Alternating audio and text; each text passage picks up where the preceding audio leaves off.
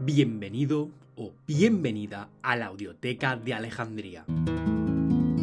Este es el capítulo 11 del libro El arte de la guerra de Sun Tzu, en el cual se habla sobre las 9 clases de terreno. Recuerda que se trata de un fragmento del libro.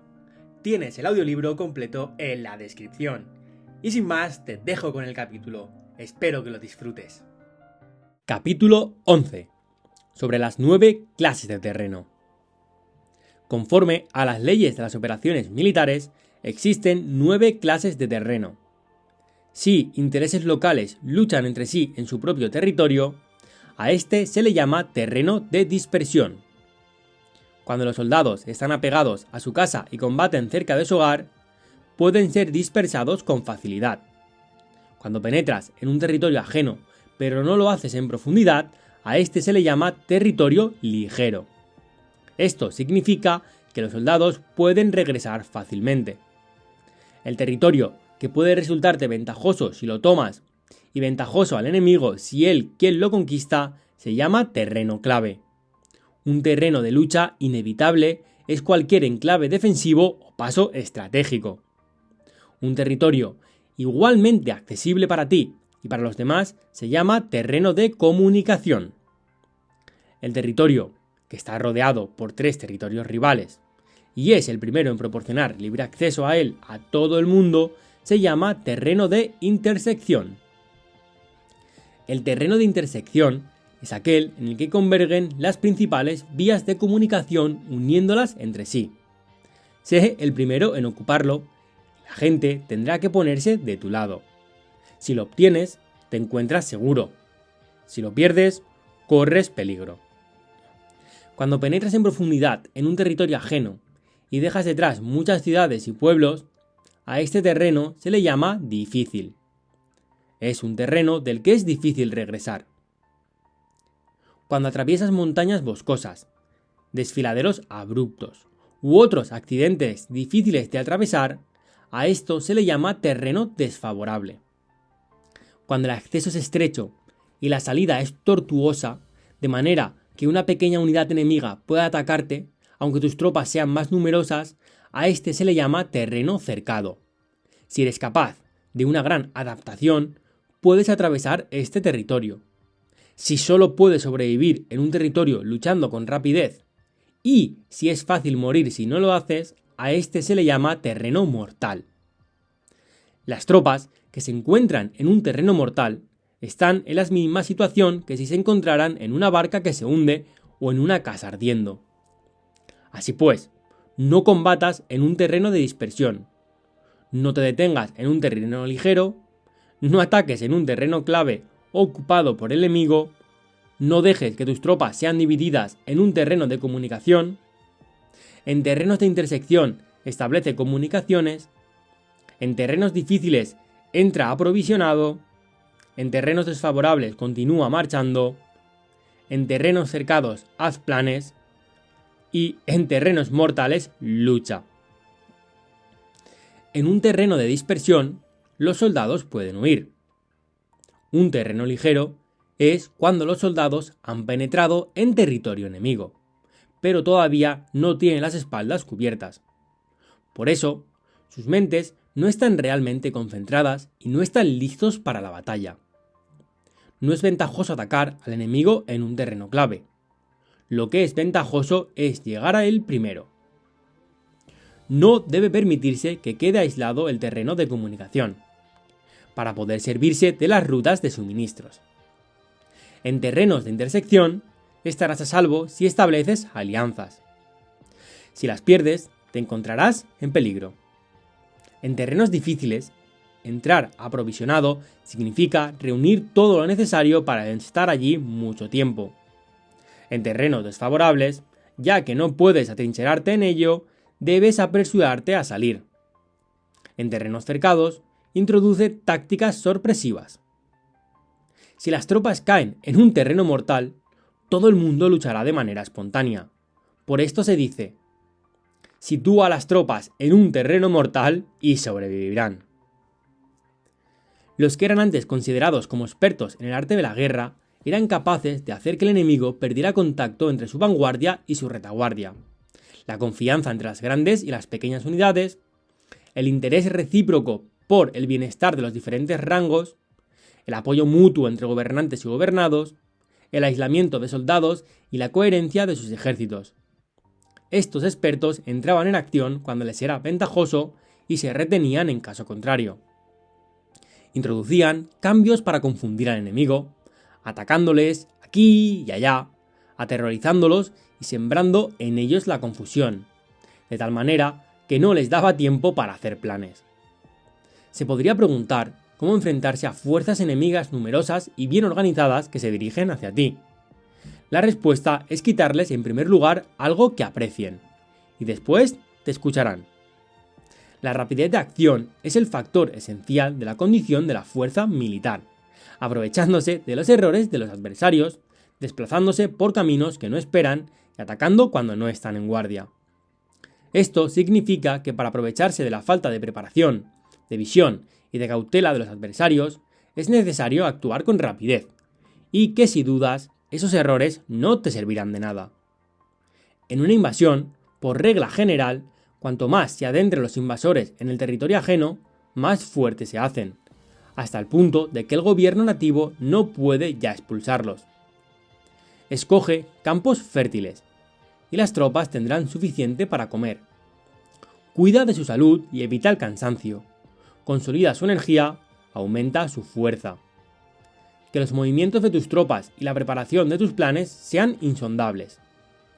Consolida la energía más entusiasta de tus tropas.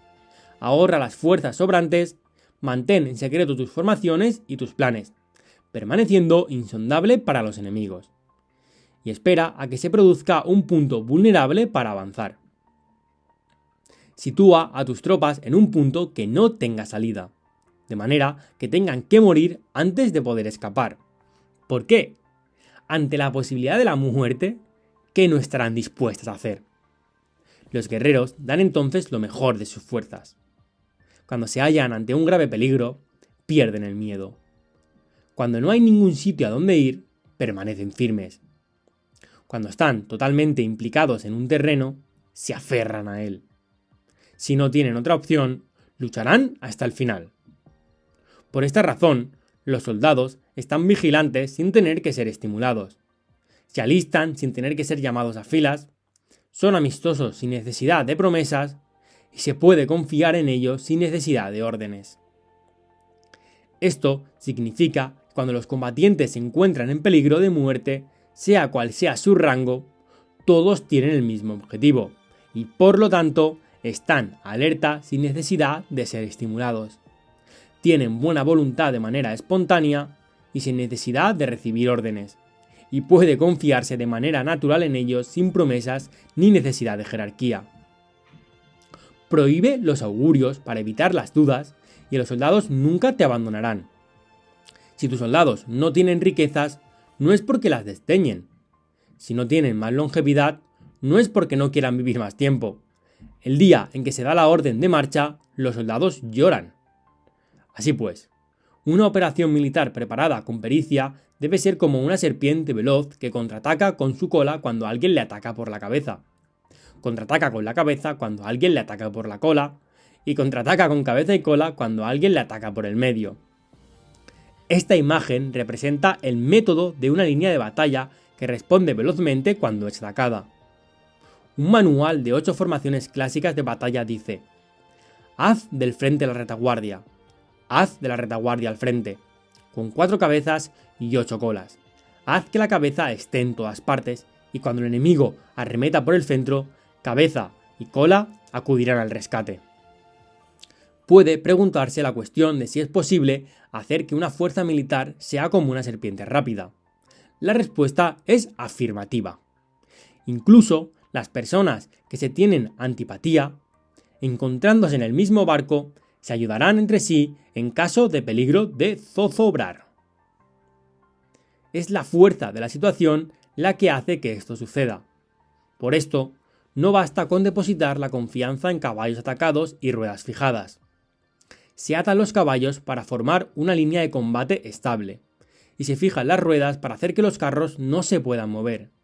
Pero aún así, esto no es suficientemente seguro ni se puede confiar en ello. Es necesario permitir que haya variantes a los cambios que se hacen, poniendo a los soldados en situaciones mortales, de manera que combatan de forma espontánea y se ayuden unos a otros codo con codo. Este es el camino de la seguridad y de la obtención de una victoria cierta. La mejor organización es hacer que se exprese el valor y mantenerlo constante.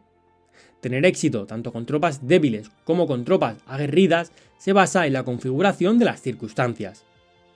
Si obtienes la ventaja del terreno, puedes vencer a los adversarios, incluso con tropas ligeras y débiles. ¿Cuánto más te sería posible si tienes tropas poderosas y aguerridas? Lo que hace posible la victoria a ambas clases de tropas es las circunstancias del terreno. Por lo tanto, los expertos en operaciones militares logran la cooperación de la tropa, de tal manera que dirigir un grupo es como dirigir a un solo individuo, que no tiene más que una sola opción.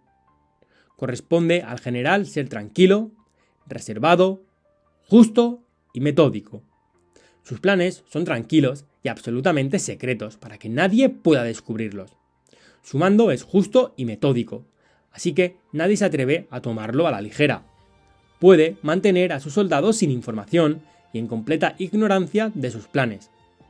Cambia sus acciones y revisa sus planes, de manera que nadie pueda reconocerlos. Cambia de lugar sus emplazamientos y se desplaza por caminos sinuosos, de manera que nadie pueda anticiparse. Puedes ganar cuando nadie puede entender en ningún momento cuáles son tus intenciones, dice un gran hombre. El principal engaño que se valora en las operaciones militares no se dirige solo a los enemigos, sino que empieza por las propias tropas, para hacer que le sigan a uno sin saber a dónde van. Cuando un general fija una meta a sus tropas, es como el que sube a un lugar elevado y después retira la escalera. Cuando un general se adentra muy en el interior del territorio enemigo, está poniendo a prueba todo su potencial. Ha hecho quemar las naves a sus tropas y destruir sus casas. Así las conduce como un rebaño y todos ignoran hacia dónde se encaminan.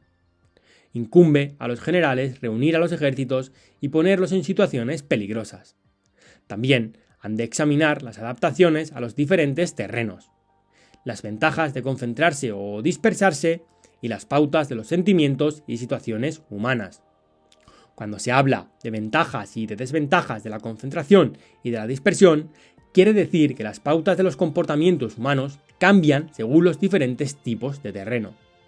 En general, la pauta general de los invasores es unirse cuando están en el corazón del territorio enemigo, pero tienden a dispersarse cuando están en las franjas fronterizas. Cuando dejas tu territorio y atraviesas la frontera en una operación militar, te hallas en un territorio aislado. Cuando es accesible desde todos los puntos, es un terreno de comunicación. Cuando te adentras en profundidad, estás en un terreno difícil. Cuando penetras poco, estás en un terreno ligero. Cuando a tus espaldas se hallen espesuras infranqueables y delante pasajes estrechos, estás en un terreno cercado. Cuando no haya ningún sitio a donde ir, se trata de un terreno mortal. Así pues, en un terreno de dispersión, yo unificaría las mentes de los soldados. En un terreno ligero, las mantendría en contacto. En un terreno clave, les haría apresurarse para tomarlo. En un terreno de intersección, prestaría atención a la defensa. En un terreno de comunicación, establecería sólidas alianzas. En un terreno difícil, aseguraría suministros continuados. En un terreno desfavorable, urgiría a mis tropas a salir rápidamente de él. En un terreno cercado, cerraría las entradas. En un terreno mortal, indicaría a mis tropas que no existe ninguna posibilidad de sobrevivir.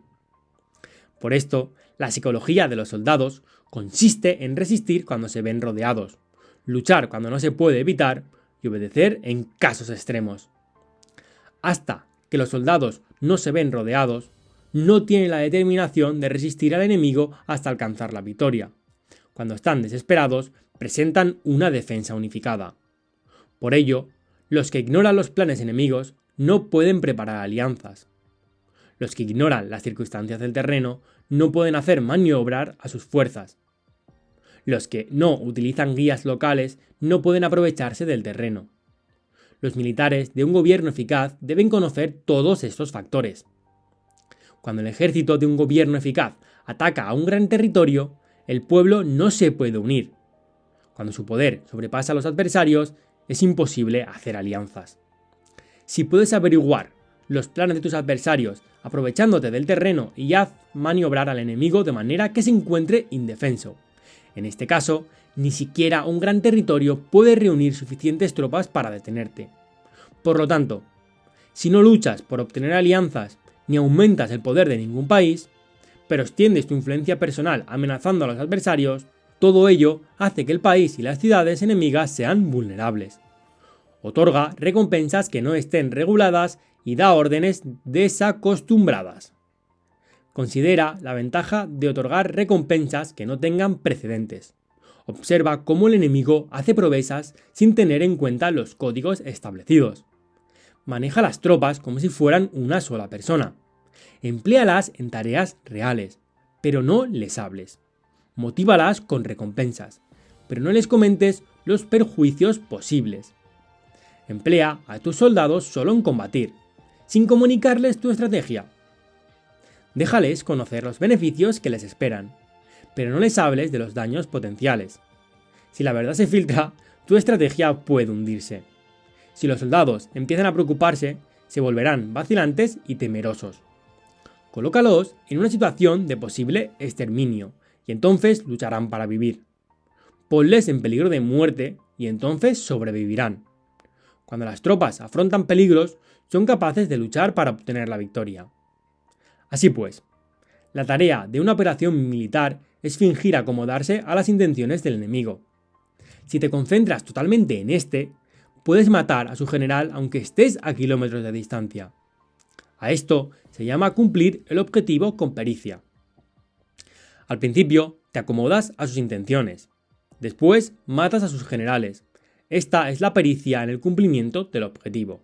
Así, el día en que se declara la guerra, se cierran las fronteras, se rompen los salvoconductos y se impide el paso de emisarios. Los asuntos se deciden rigurosamente desde que se comienza a planificar y establecer la estrategia desde la casa o cuartel general. El rigor en los cuarteles generales es la fase de planificación. Se refiere al mantenimiento del secreto. Cuando el enemigo ofrece oportunidades, aprovéchalas inmediatamente. Entérate primero de lo que pretende y después anticípate a él.